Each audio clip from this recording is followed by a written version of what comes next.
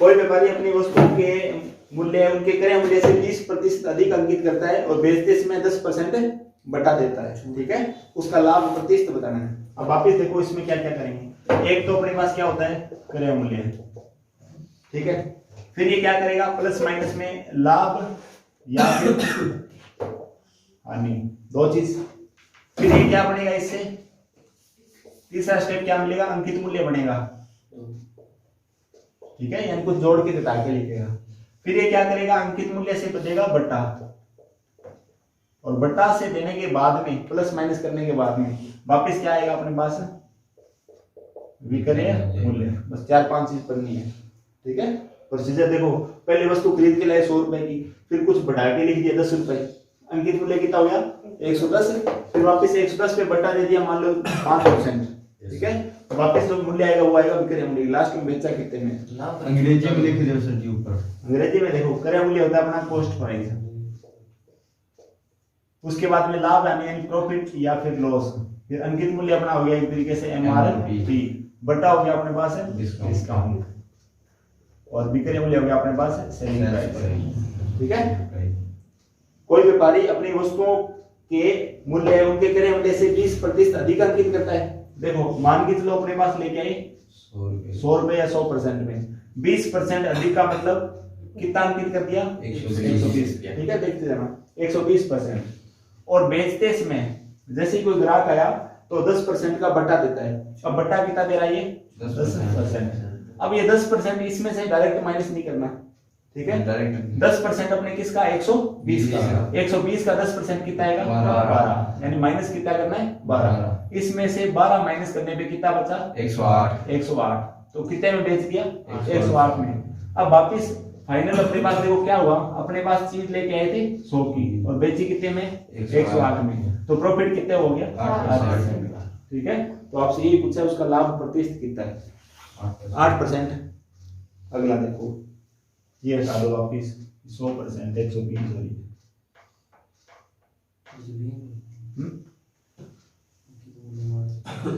एक दुकानदार किसी कमीज की 7% बट्टे पर देता है, ठीक है। यदि उसे 9% बट्टा दिया होता तो उसे 15 रुपए कम प्राप्त होता, कम लाभ होता, ठीक है। कमीज का अंकित मूल्य कितना है, वापिस देखो 100 वाली चीज थी, 100 वाली चीज को 7% छूट पे दिया, कितने में दिया 93% पर। और यदि वह उसे 9% बट्टा दिया होता तो 9% का मतलब कितने में बेचा होता 91 में, ठीक है। तो कितने रुपए कम प्राप्त होते 15 रुपए, 15, ठीक है। तो देखो इसमें परसेंट में कितना कम हो रही है अपने पास 2%, तो 2% बराबर कितना है वो 15, ठीक है। अगर 1% निकालेंगे कितना आएगा 7.5, 7.5, 10% निकालेंगे तो 75 और 100% निकालेंगे तो 750, ठीक है। तो इसमें आएगा कमीज का अंकित मूल्य है 750 रुपए। अगले प्रश्न पे आओ। एक पुस्तक को उस पर छपे मूल्य पर 10% बटा देकर एक दुकानदार को 12% का लाभ होता है, तो पुस्तक के क्रय मूल्य तथा उस पर छपे मूल्य का अनुपात बताओ, ठीक है। देखो अब इसमें क्या है, प्रश्न में उल्टा चलना पड़ेगा अपने को। देखो कैसे कि बट्टा कितना दे दिया इसने 10%, बटा देने के बाद में लाभ कितना हो गया 12%, ठीक है। देखो ध्यान से कि एमआरपी जो भी था इसका, एमआरपी पे 10% का डिस्काउंट दिया, फिर भी इसको लाभ कितना मिल गया 12। तो मैं ये कह सकता हूं कि अगर मैं इसका कॉस्ट प्राइस 100 रुपए मान के चलूं कि मान लो मैं 100 में लेके आया, ठीक है, तो इसमें लाभ इसको कितना मिल रहा है डायरेक्ट 12 रुपए ना, शुद्ध लाभ इसका 12 रुपए यानी 112 रुपए, ठीक है। 112 रुपए सेलिंग प्राइस जो आया है 112 में बेचा है, वो कैसे आया है, छूट देने पे, कितने परसेंट छूट देने पर 10 रुपए पे, किसका एमआरपी पे, ठीक है। तो इसका मतलब इसने एमआरपी के 90% पे चीज बेची है, तो ये जो 112 है ये कितने की वैल्यू है 90 की, और गुणा में अगर इसने इसको 100 से गुणा करेंगे तब जाके क्या आ जाएगा अपने पास एमआरपी आएगा, समझिएगा। देखो 100 रुपए की चीज अपने पास है और 12 रुपए उस पर लाभ कमा रहे, इसका मतलब उसको बेच कितने पे अपने 112 पर, ठीक है, 112 पे है। अब जो 112 पर बेच रहे हैं ना, अब बात आती है इसकी एमआरपी और डिस्काउंट की। तो 112 जो है ना वो किसकी वैल्यू है, एमआरपी का 90% है, यानी 10% हटा के, ठीक है। 112 किसकी वैल्यू है? एमआरपी के 90% का। और अपने को अगर 100 से गुणा कर देंगे तो पूरा एमआरपी आ जाएगा, कितना लिखा हुआ उस पे, ठीक है। 0 से 0 कैंसिल, कितने में जाएगा ये? पूरा नहीं जा रहा, 1120 बटा में 9। 3 में पढ़ा कट जाओ सर जी। कौन था? 112 कौन? 12 देखो, 1 2 2 4 जाएगा नहीं पूरा। अब आपसे क्या पूछा है इसमें? एक पुस्तक को अनुपात पूछ रखा है 45 अनुपात 56। अब देखो इसमें कुछ मत करो, काटो जी, इसको ना काटो, अनुपात ही पूछा होगा खाली। तो 45 गुना यहाँ पे 90 और 56 गुना 112। देखो 2 के पार्टे से 45 गुना 2 90 और 56 गुना 2 112, अनुपात ही बनेगा पूरी वैल्यू का। पॉइंट में मतलब चाहिए, ठीक है। ये पूछा हुआ है कि दोनों का अनुपात क्या होगा, तो 45 अनुपात 56। अगला देखो, किसी निर्माता ने एक वस्तु का अंकित मूल्य 50 निर्धारित किया, ठीक है, तथा उसे 20% बटा देकर बेच दिया। यदि उसे 25% का लाभ हुआ तो उस वस्तु का क्रय मूल्य कितना है, ठीक है। देखो इसमें क्या क्या दे रखा आपको, अंकित मूल्य कितना? 50 रुपए, ठीक है। उसके बाद में 20% बटा दिया, तो देखो बटा दिया कितना? 20%, या फिर अगर रुपयों में निकालेंगे तो कितना आएगा बटा? 10। तो 50 का 20% कितना? 10 रुपया हुआ, ठीक है। 10 रुपए का बटा दे दिया, तो फिर विक्रय मूल्य कितना हो गया इसका? 40 रुपए। अब ये कह रहा है कि यदि उसे 25% का लाभ हुआ है, यानी ये 40 रुपए में भी कितना है? 25% का लाभ। देखो विक्रय मूल्य कितना है अपने पास? 40 रुपए। फिर आती है बात लाभ की, और फिर बात आती है क्रय मूल्य की, ठीक है। देखो क्रय मूल्य अपने कितना मानते हैं? 100%। और लाभ कितना हुआ इस केस में? 25%, तो 25%। फिर विक्रय मूल्य कितना रहेगा अपने पास? 125%। आपसे पूछा है क्रय मूल्य, तो 125% का मान तो है 40, तो अपने निकालना है 100 का। तो 40 बटा में 125 और गुणा में 100, 25 चौके 100 और 25 पंद्रह 125, 8 पांचे 40 और 8 चौके 32। तो यानी 32 क्या चीज है? क्रय मूल्य, ठीक है।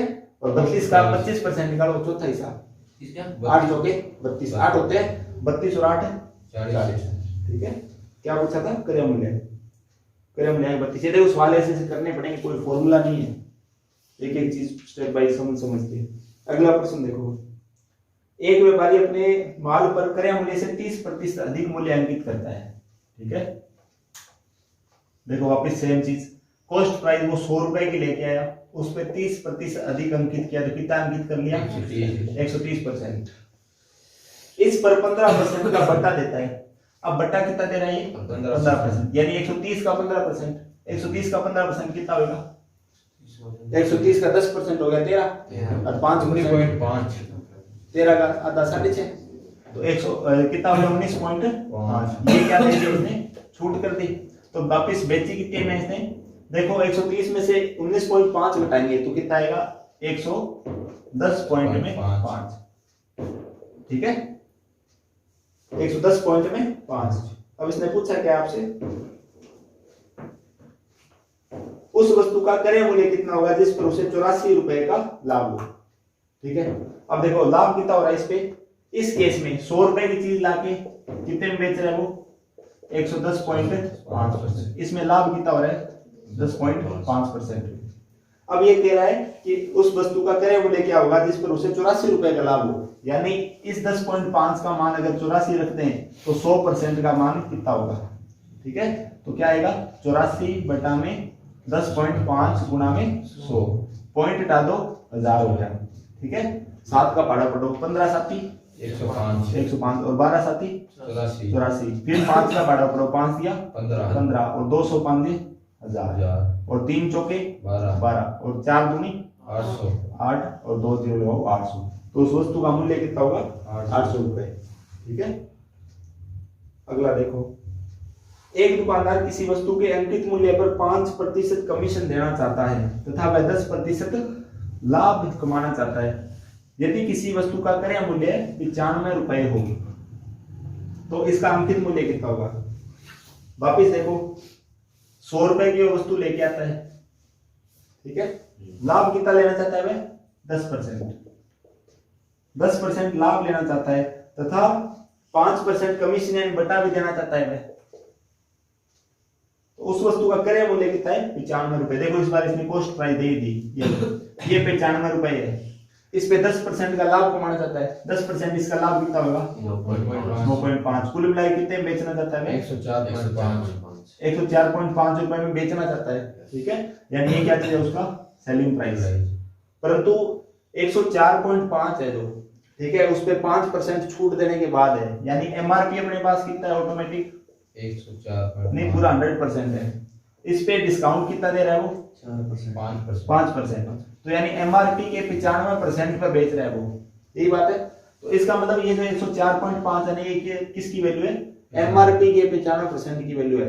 आपसे ये पूछा है अंकित मूल्य कितना है, यानी एमआरपी कितना लिखेगा वो, तो 104.5 बटा में 95 और गुणा में 100 और पॉइंट हटाने के लिए एक जीरो यहाँ लगा दी। ठीक है, जीरो से जीरो कैंसिल, 5 के बारिश कर लो, 5 दूनी 10 और 5 एकम 5 और 19 5 95, 19 के बारिश करो 19 5 95 बाकी रही 9 फिर 95 19 5 95 और 55 दूना 2 110 रुपए।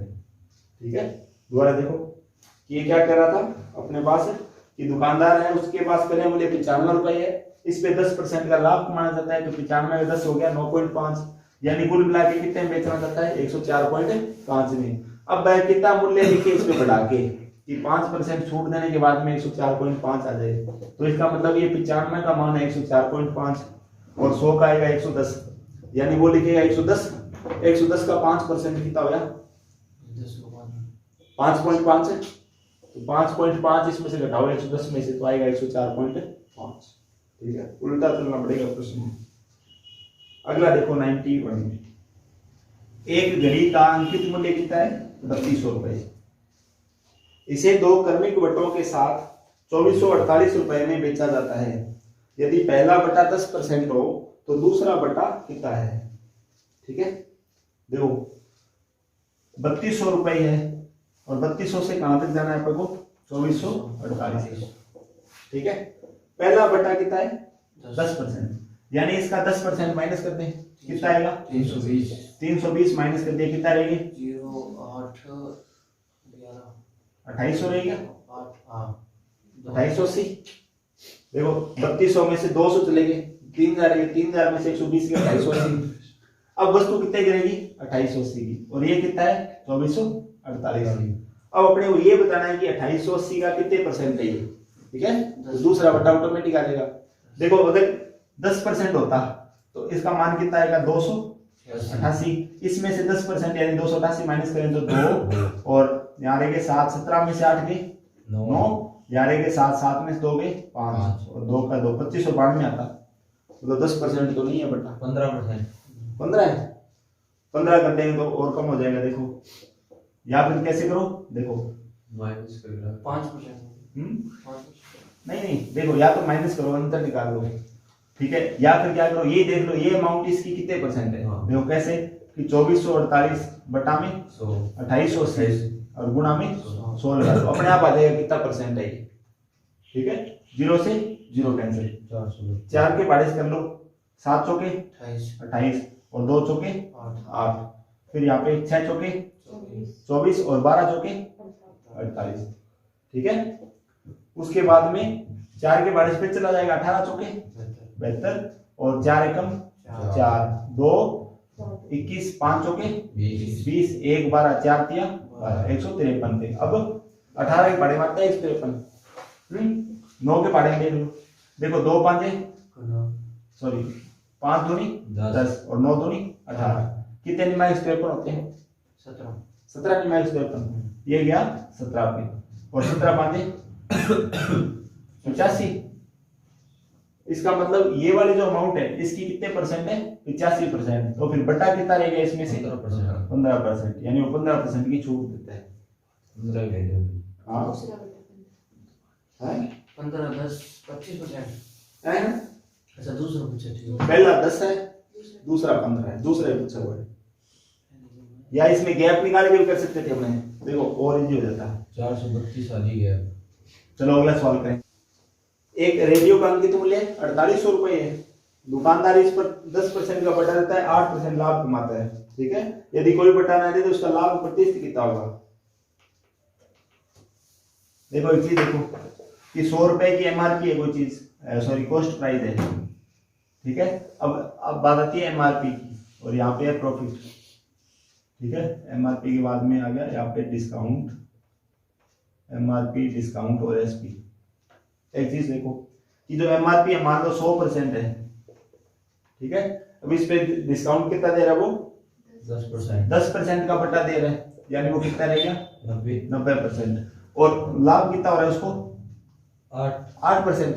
ठीक है, तो इसका मतलब इन दोनों को टोटल करोगे तो ये क्या चीज है 108 एसपी आएगा, 108 मिलता है। और 108 जो है एमआरपी कितने परसेंट की वैल्यू है 90 की। तो अगर अपने 100 करेंगे तो एमआरपी आ जाएगा पूरा पूरा, तो कितना आएगा देखो 0 से 0 12 नहीं ना 108 12 था 120, यानी वो 120 रुपए लिखेगा, 100 रुपए की लाएगा और 8 रुपए का लाभ कमाएगा और लिखेगा कितना 120। ठीक है, ये पूरा एक ये प्रॉपर केस ही है। अगर देखो एसपी सॉरी सीपी 100 और परसेंटेज में अपने पास 10 दे रखा हो, लाभ 8 दे रखा हो ना, तो हमेशा एमआरपी कितना होगा 120 होगा। बहुत क्वेश्चन है इस पे। तो इसमें क्या है रेडियो अंकित मूल्य कितना है 4800, तो 120 का मान कितना है 4800। तो आपसे ये पूछा है कि 8% लाभ होता है, यदि कोई बटा ना दे तो उसका लाभ प्रतिशत कितना है। ठीक है, अब बटा दे ही नहीं रहा है 40, मेरी बात सुनो, अंकित मूल्य एमआरपी है, तीन ही चीजें अंदर 4800, उसके बाद बटा देता है तो 10%, तो लाभ कमाता है 8% ही। 108 की वैल्यू 4800 है। यदि कोई बट्टा ना दे तो उसका लाभ प्रतिशत ना एमआरपी की वैल्यू 4800 एमआरपी की वैल्यू है। ठीक है, अब बट्टा दो पहले तो एक बात सुनो, 10% का बट्टा दो इस पे 480, 10% बट्टा कितना हो गया 480 माइनस करिए 4320। ठीक है, अब कितना बेच दी 4320।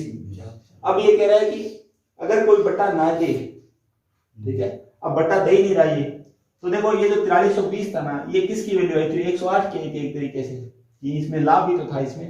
अगर मैं इसको 108 में माइनस भाग दे के 100 से गुणा करूंगा तो मेरे पास ये कॉस्ट प्राइस आ जाएगी। वस्तु वास्तव में है कितने की, तो कितने जाएगा देखो कैंसिल करना है, देखो पूरा पूरा जा रहा है 4 एकम 4 और 8 चौकी 32, ये गया पूरा 4 40 पे, पूरा पूरा 40 पे 40 इंटू 100 करोगे तो 4000। देखो भाई की बात सुनिए कि ये वस्तु कितने की है 4000 की है। ठीक है, इस पे ज्यादा मूल्य अंकित करके कितना कर दिया 4800 का मतलब ये कितने परसेंट है 120। ये देखो 4800 बराबर 120 है। अगर यहाँ से अपने 100% निकालेंगे ना तो अपने पास कितना आएगा 4800 बटा में 120 गुना में 100, तो ये अपने आप आएगा 0 से 0 12 चौके 48, 400 इंटू 10 करोगे तो 4000, यानी वस्तु कितने की थी वो 4000 की। यहाँ से भी 4000 है, वस्तु 4000 की है, लिखा कितना है 4800, 10% डिस्काउंट है 480 का, तो कितने में बेची 4320।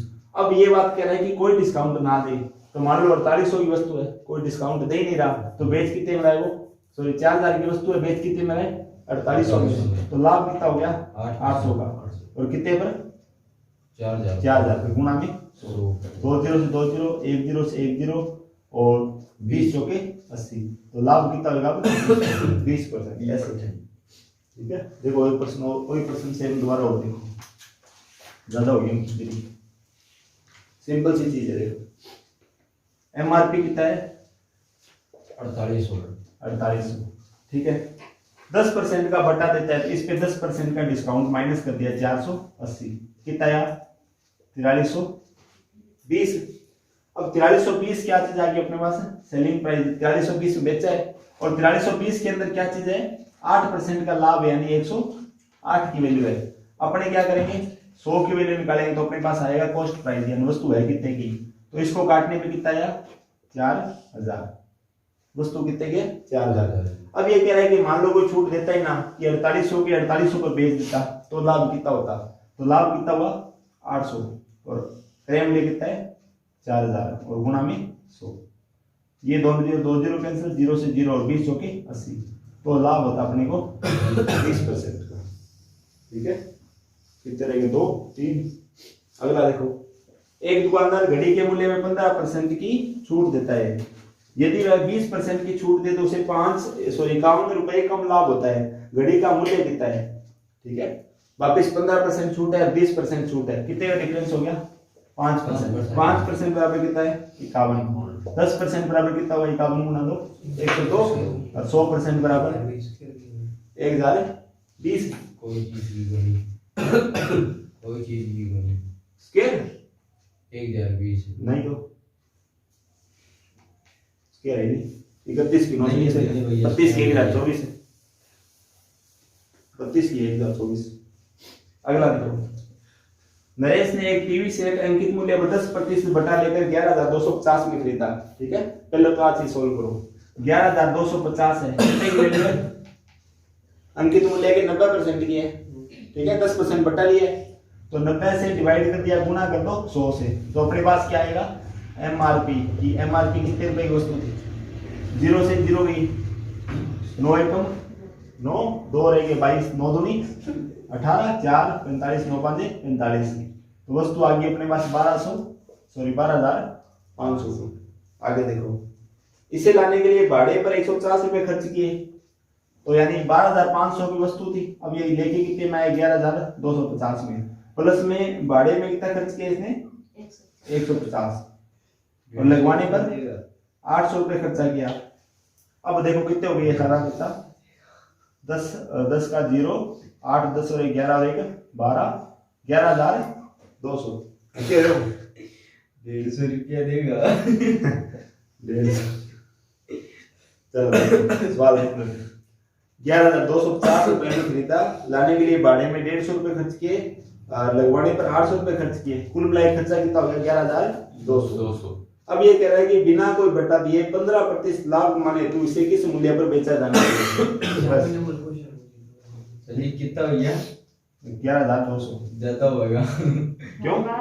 एक 0 0 0 5 और 5 10, 8 और 2 10 और 11 और 1 12, अच्छा 1 और 1 2, 12,200। ठीक है, 12,200 में अब 15% लाभ कमाना है तो 12,200 गुना में 115 बटा में 100। ठीक है, करो कैंसिल, 2 0 से 2 0 ही गुना करना है, 115 का 122, 5 दूनी 10 अंसिल रही 1, फिर 5 दूनी 10 और 2 12, 12 और 1 13 अंसिल रहेगी 1, 5 5 और 2 7, 7 और 2 9, 9 और 1 10, फिर अंसिल रहेगी 1, फिर 2 और 1 3 और 1 4 और 1 और 1 1, 14,030।